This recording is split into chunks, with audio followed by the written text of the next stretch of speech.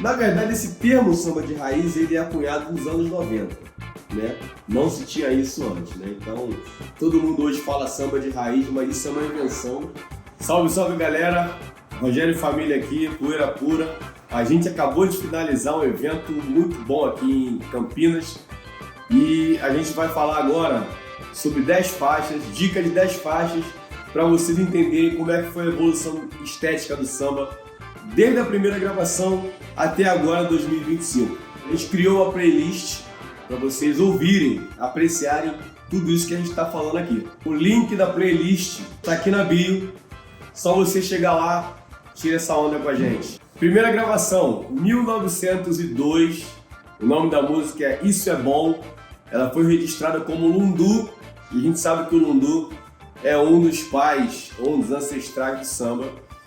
E é legal você ouvir essa faixa porque você vai entender bem já o ritmo, a forma de se cantar e a gravação, que na época era bem precária, a gente não vai conseguir entender muita coisa de instrumento, mas você já vai ficar por dentro de como o ritmo foi se desenhando, de como a melodia rítmica, como o samba foi chegando para se consolidar o que ele é até hoje. Segunda faixa, Na Pavuna, 1929, e as literaturas sobre samba mostram que essa foi a primeira gravação onde se utilizou instrumentos de percussão para se gravar um samba. Até aquele momento, as gravações eram mais orquestradas, né? Com instrumentos de harmonia, cordas, piano e tudo mais, né? Até tinha percussão, mas era algo assim bem irrelevante em matéria de sonoridade. Então, Na Pavuna é um marco. Dali para frente, as gravações tiveram uma proeminência maior dos instrumentos de percussão. Terceira música, Se Você Jurar, 1930 ou 31, é um clássico.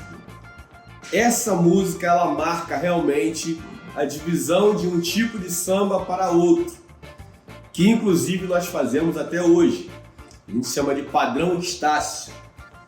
Então até aquele momento o samba era amachichado. A partir dessa música, não só dessa música, mas essa música foi um marco nas gravações de samba, que é do Ismael Silva, e ela é um divisor de águas, né? A métrica muda, né? A forma melódica de se cantar muda. Então dali para frente a gente tem consolidado o samba de sambar, né? Aquele samba marcado com surdo, aquele samba que o próprio Donga dizia que era marcha. E de certa forma ele tem razão, porque o samba ele é marcado na cadência para o desfile. O entendimento do que era samba a partir desse momento passa a ser outro, né? Como eu falei antes, padrão Estácio de Sá. Quarta faixa, 1969. Quem mandou duvidar é o partido lá do Morro da Mangueira. E essa gravação é muito boa, porque ela é uma gravação, podemos dizer assim, espontânea, com a galera cantando, versando, mostra como que é feito um partido alto, inclusive na gravação, né? A escolha dos instrumentos ela foi bem feita para poder sustentar aquele tipo de samba que era cantado. É um LP chamado Olha o Samba Aí, 40 anos da Escola de Samba Mangueira, e a festa foi a gravação desse disco em 69, e essa faixa, se eu não me engano, é a faixa que abre esse disco. E ali tem Zagaia, Padeirinho, Xangô da Mangueira, Aniceto do Império e mais um montão de bamba. E essa música, ela é bem característica daquilo que a gente entende por partido alto, né? E tem cavaquinho, surdo, pandeiro marcando, a gravação da galera do morro lá da Mangueira. Então, inclusive é uma das faixas que eu mais gosto nessa lista. Quem mandou duvidar, 1969, partido alto. Quinta faixa, o nosso rei, Grande Martinho da Vila, Casa de Bamba. O Martinho da Vila é um assunto à parte que daria 10 vídeos, mas o que eu vou falar aqui é o seguinte: Martinho da Vila também é um revolucionário e a gente também tem que entender o samba a partir do Martinho da Vila. a forma dele cantar, a instrumentação que é colocada em cima das melodias que ele cria, né? O jeito introvertido e ao mesmo tempo alegre e espontâneo, aquela voz grave, bonita, a divisão que é muito característica da terra dele, que batia de 2 barras, aquela divisão bem marcada, bem cadenciada, né? Casa de Bamba, né? Na minha casa todo mundo é Bamba. 1969, Martinho da Vila, 5ª faixa. 6ª faixa, Caciqueando, 1983, 3º disco do Fundo de Quintal. Essa é a faixa que abre esse LP e essa música ela é importante porque ela marca um outro paradigma dentro do samba, é uma outra mudança, uma instrumentação nova, repique de mão, tantã, banjo, um pandeiro bem marcado e é aquilo que a gente fala até hoje, né? O que a gente chama de tradicional, de samba de raiz hoje, né? Começou a ser moldado no final dos anos 70 e eu escolhi essa faixa porque 83 é o 3º disco do Fundo de Quintal, mas é a primeira formação daquilo que ganha projeção nacional e internacional, conhecida como Fundo de Quintal. E aí naquela formação é Arlindo Cruz, Sombrinha, Bira Presidente, o Birani, Kleber Augusto e Sereno. E, inclusive essa formação marcou muito a minha vida, né? Foi a partir daí que eu quis virar pagodeiro. Essa sonoridade, ela marca uma nova forma de se fazer samba, ritmicamente falando, e melodicamente também, porque os instrumentos de percussão, o ritmo a forma que eles conduzem a música, influenciam também diretamente na forma de se compor. Arlindo Cruz compôs muita música tocando violão, mas também compôs muita música tocando banjo. Então a gente já vê aí, né? E o banjo foi o Mig Neto, um dos grandes propagadores desse instrumento que, né, já existe há algum tempo. E esse formato banjo-cavaquinho, que é o nome correto, né, ele ganha essa dimensão, né, e o que a gente chama de tradicional hoje, a partir desse movimento Fundo de Quintal. E eu gosto muito dessa faixa porque é uma faixa ritmada, né? Todo mundo cantando junto e ali você ouve repique de mão, pandeiro bem marcado, tantã e os instrumentos fazendo a base também, surdo, tamborim, né? Banjo, cavaquinho, violão, é isso. Caciqueando, que é um samba do velho Noca da Portela, né? 7ª música, Malandragem Dá um Tempo. Isso sim é um samba que a gente pode dizer que ainda guarda, né, aquele ritmo que a gente chama de ritmo da antiga, antes daquilo que foi convencionado pagode do Fundo de Quintal, o ritmo Fundo de Quintal, né? Bezerra da Silva gravou esse samba em 1986 e o Bezerra da Silva foi um dos sambistas que preservou aquela batucada da antiga, que era repique de anel, tamborim bem marcado, pandeiro adufre, que é um pandeiro sem platinela, né? Pandeiro normal também, com platinela, né? Fazendo carreteiro, que é aquele ritmo corrido. Cavaquinho, afinação de bandolim, né? Grande Carlinho do Cavaco. Esse samba, ele é aquilo que a gente entende como a batucada da antiga, dentro de um samba de malandro, que nos anos 80, onde a proeminência era do movimento Fundo de Quintal, teve uma disputa muito boa e foi sucesso também no Brasil inteiro. Malandragem Dá um Tempo. É uma outra estética de samba, é uma outra batucada e também é boa pra cacete. 8ª faixa, O Samba é Meu Dom, Wilson das Neves, e é uma outra configuração, uma outra estética de samba.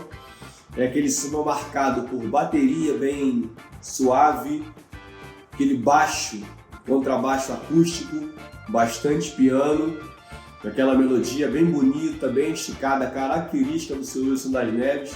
Posso falar porque eu toquei com ele mais de um ano, então conheci bem o velho nesse esquema de samba. Final dos anos 90, e a gente consegue ouvir uma outra forma de se fazer samba. Samba de bateria, piano e contrabaixo acústico, né? Bem cadenciado, né? Voz do seu Wilson das Neves bem grave, né? Bem marcada, aquela divisão malandra. Seu Wilson das Neves imperiano, desde sempre para sempre, né? E também é um baterista internacionalmente, foi um baterista internacionalmente conhecido e era um excelente compositor. Então, é uma outra linguagem, é uma outra estética que ele trouxe para nós no final dos anos 90. Nona faixa, Samba pras Moças, 1995, Zeca Pagodinho. Talvez essa tenha sido a gravação que trouxe de volta pra gente aquilo que convencionou-se a chamar samba de raiz, né? Até aquele momento, o chamado Pagode 90, que tinha a galera de São Paulo, mas também tinha a galera aqui do Rio, estava fazendo muito sucesso, com vários sambas maneiros, ritmados, corridos, samba-canção, melodias bonitas, muito balanço também na época do Raça Negra. Porém, né, a crítica considerava que isso não era um tradicional samba de raiz. Na verdade, esse termo samba de raiz ele é cunhado nos anos 90, né? Não se tinha isso antes, né? Então, todo mundo hoje fala samba de raiz, mas isso é uma invenção dos anos 90, meio que para tentar separar, né, essa galera que fazia o tal pagode e a galera que fazia o samba de raiz. Uma informação, eu sou pagodeiro, tá? Depois procurem saber, sou pagodeiro. Enfim, então esse samba, produção do Rio do Hora, foi um disco de muito sucesso, né? O nome do disco também. Vendagem astronômicas, bateu vários recordes.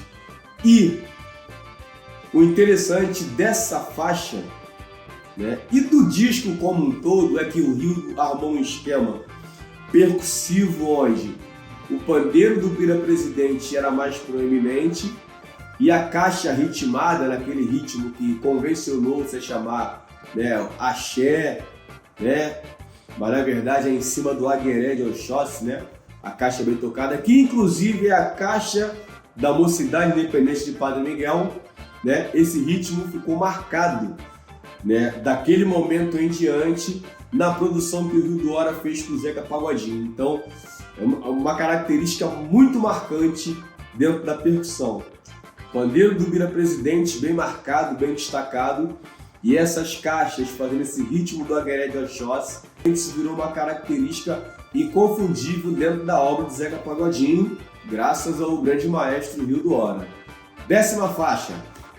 Eu queria aqui antes prestar uma homenagem a um cara que assim acolheu a gente de uma forma assim muito especial. É um sambista da primeira linha, um violonista excelente e um ser humano incrível. Levou a gente para dentro da casa dele, participou de nossos eventos e está sempre aí com a gente, sempre que ele pode, né? É o grande Kleber Augusto e a 10ª faixa é Falso Herói, que foi regravada esse ano, participação do Ferrugem, ficou linda. Mas por que eu escolhi essa faixa? Porque, e aí tem que contar uma historinha. Kleber Augusto foi acometido por um câncer na laringe e aí perdeu a voz, né? Ele não fala mais, não emite som. Para emitir som ele tem que usar esse aparelho eletrônico. A voz do Kleber Augusto está nessa faixa e ela foi reconstruída através de inteligência artificial. Olha só que ponto chegamos. Isso para mim é algo assim bem surpreendente e foda, no bom sentido, né? A forma que a IA foi usada, ela abre imensas possibilidades de se trabalhar música. Falso Herói, Kleber Augusto, gravada esse ano, 2025. É isso, gente. Espero que vocês tenham gostado. Se inscreve no nosso canal, curte esse vídeo aí, compartilha, comenta. Simbora!